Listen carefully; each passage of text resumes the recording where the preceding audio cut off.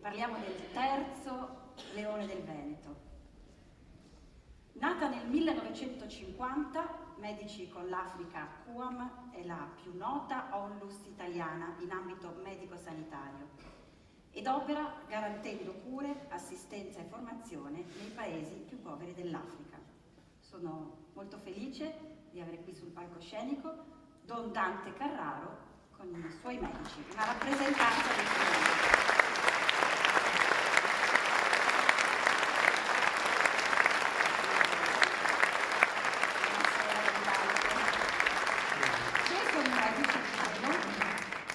Dottor Vincenzo, li chiamiamo. Eccolo uno, e dottor Piero. Mi date un altro microfono che così, grazie. Le vedo, eccolo là insieme, dai che almeno ci facciamo compagnia. Sento che anche stai ancora prestato. Grazie, che vi sentiamo, almeno vi presentiamo, Prego. Allora, qui abbiamo... Io mi chiamo Vincenzo Riboni. Perfetto, dottor Vincenzo Riboni e... Io mi chiamo Gianpietro Pellizzero. Lo spirito credo nasce da... Noi siamo radicati in tutta l'Italia, però non c'è dubbio che il cuore del QAM è nato a Padova, questo medico, professor Canova, di Schio, originario, che però ha studiato a Padova, ha vissuto a Padova e che a un certo punto convince il vescovo di Padova a fare il QAM. E da lì, dal 1950, nel 1955 è arrivato Don Luigi, che è stato il direttore fino al 2008. E facciamo un applauso.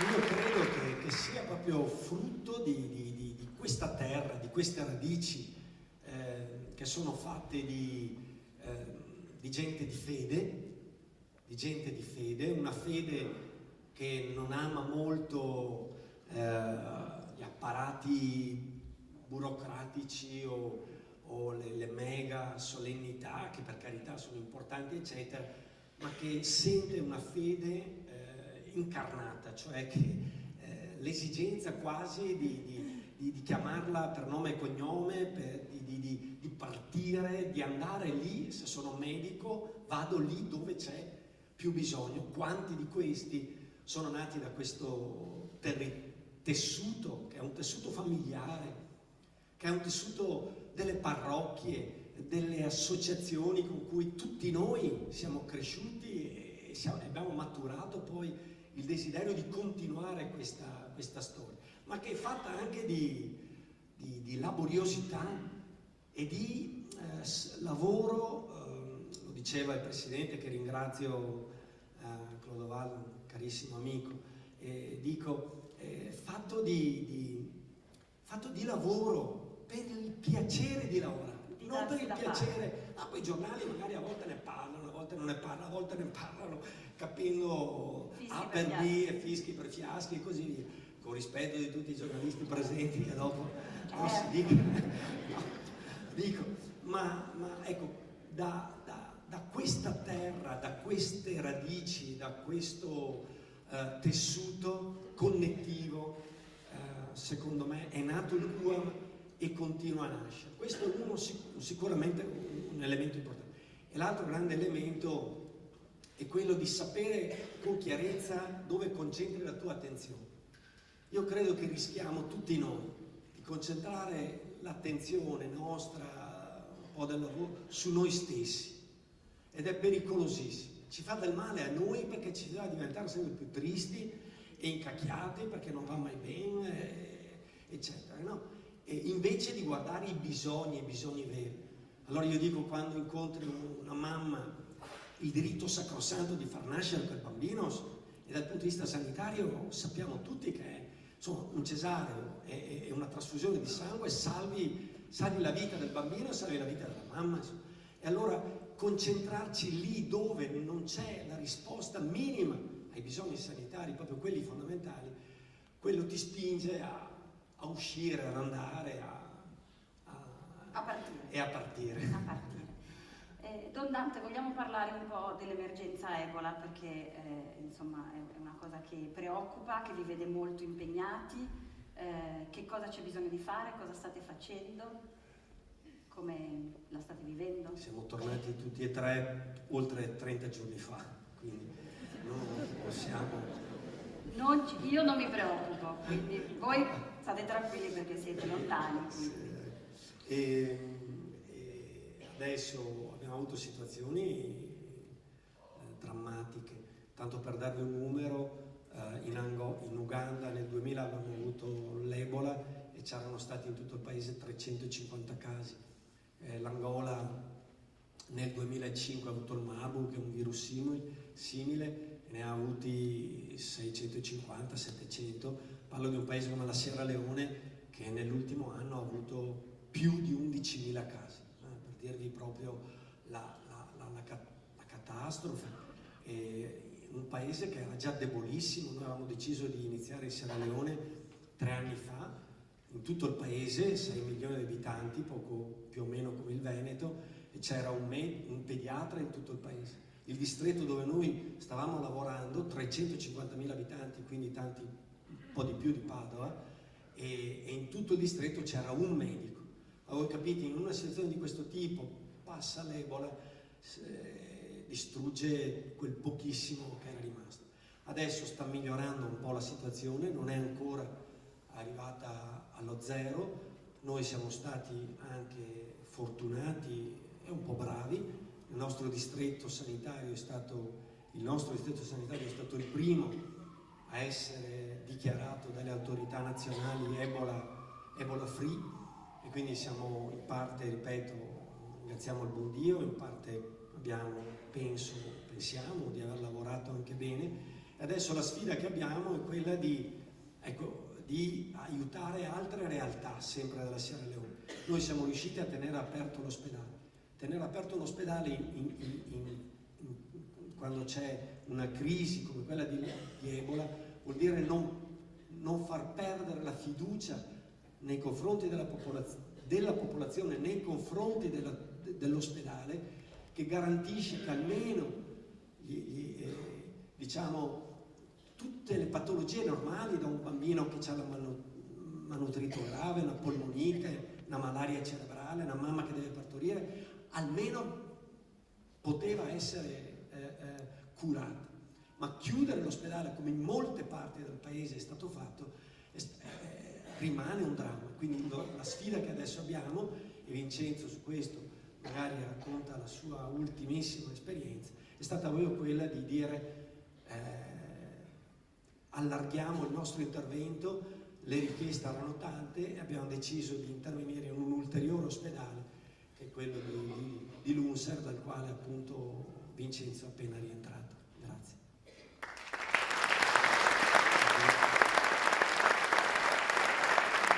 Sono entrato da poco, posso toccare, non ho problemi per Ebola, almeno sono però sotto osservazione per 21 giorni. Ma al di là di questo, abbiamo riaperto questo ospedale che era dall'agosto dell'anno scorso chiuso perché c'erano stati 10 decessi tra il personale su non 4.000 dipendenti ma 70 persone, e questo aveva creato un grosso problema, lasciando scoperta una vasta area di intervento per la popolazione, sia gli adulti che bambini e donne in gravidanza. Ecco, siamo riusciti ad aprire di nuovo l'ospedale, abbiamo fatto anche interventi, abbiamo aperto la sala operatoria perché la parte un pochettino più complessa questa, perché pur con tutte le precauzioni possibili, però è un'area dove Ebola insiste ancora.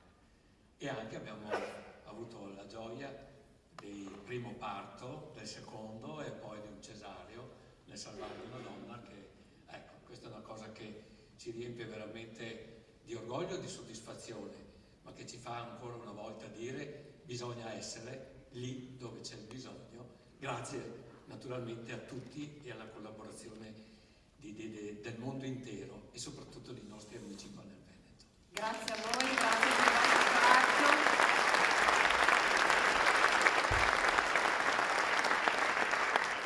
Piero Pellizzera è il direttore delle malattie infettive di Vicenza. Lui fa molto spesso un lavoro nascosto, ma è il vero consulente per le 100.000 necessità che abbiamo, comprese queste dell'Ebola. Piero, come l'hai vissuta anche queste telefonate lunghe, notturne che facevi con i nostri sul campo? Perché i dubbi sono veramente tanti quando sei sommerso e a volte sei disorientato da sto dramma. Sì, indubbiamente a me viene in mente a proposito, sul Time c'è scritto che sono stati premiati i guerrieri dell'Ebola, no? Ma c'è anche tutta una retroguardia e io faccio parte di questa.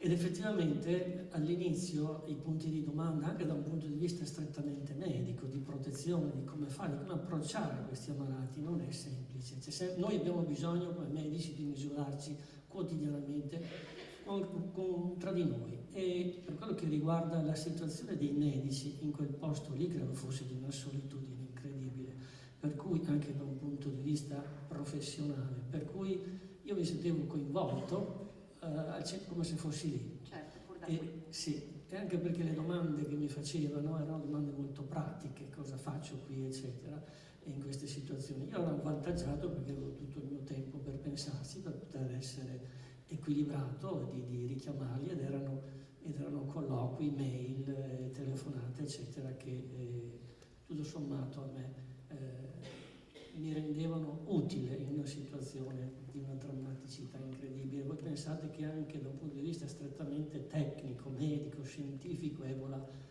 ha aperto di quelle porte incredibili soltanto da un punto di vista medico per l'approccio di determinate malattie in questi paesi.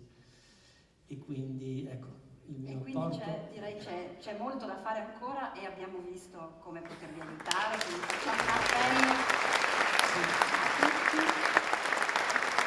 Se posso, come segnale positivo è questo, io immagino come tanti voi durante la giornata insomma ti ritrovi che a volte fai fatica, sei stanco. Beh, io penso ai tanti infermieri e alle tante infermiere, anche colleghi medici che hanno dato la vita per la propria gente lì in Sierra Leone, in mente Kenema, in mente Pugeon, in mente Coido, tanti ospedali dove sti ragazzi giovani, 25, 30, 35 anni, hanno perso la vita, sono caduti nel fare il proprio dovere. È esempi di cui i giornali non parlano, ma che sono esempi luminosi che ci motivano tantissimo anche a noi a fare la nostra parte, non da eroi, ma di farla bene fino in fondo. Grazie Bernardo. Tengo qua. Grazie e buon lavoro veramente di cuore. Allora io inviterei adesso il Presidente del Consiglio regionale Clodovaldo Rufato qui vicino a noi e gli altri due leoni, quindi il maestro Pino Donaggio e la Fondazione Città della Speranza, che viene al completo o viene solo Stefania, va bene? Benissimo. Allora, siamo pronti al momento della proclamazione, della consegna. I nostri leoni sono pronti. Allora cominciamo con Stefania, con Fondazione Città della Speranza. Si mette il vicino a me, iniziamo la proclamazione.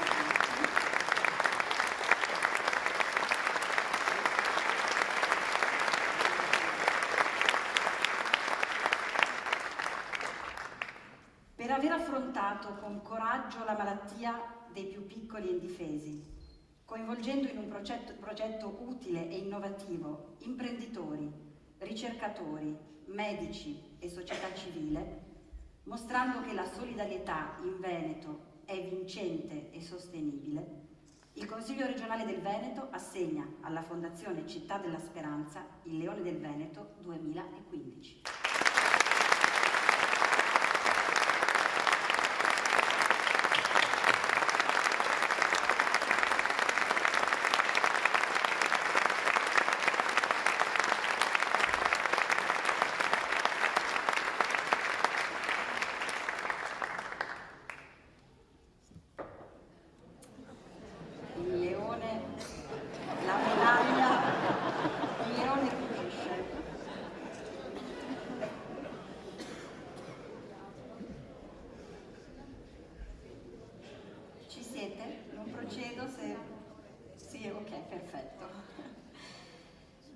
per aver interpretato con immensa passione artistica la lunga e importante tradizione della musica italiana e veneta, incrociando i linguaggi nobili della melodia classica con quelli più contemporanei della musica leggera e delle colonne sonore, il Consiglio regionale del Veneto assegna al maestro Pino Donaggio il Leone del Veneto 2015.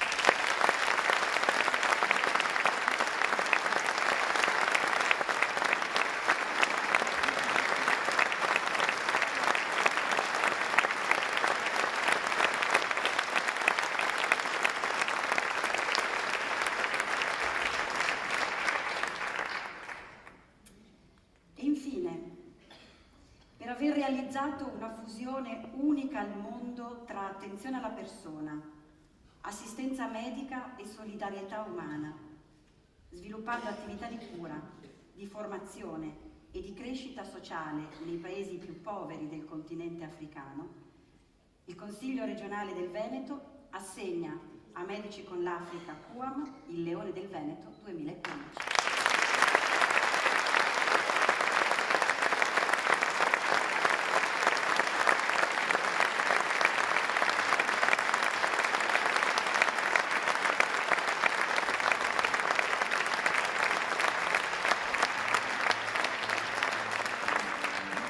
Grazie davvero per essere stati qui questa sera, per tutto quello che fate. Facciamo una foto, scusate, più vicini, prego avvicinateci a favore degli amici e colleghi fotografi.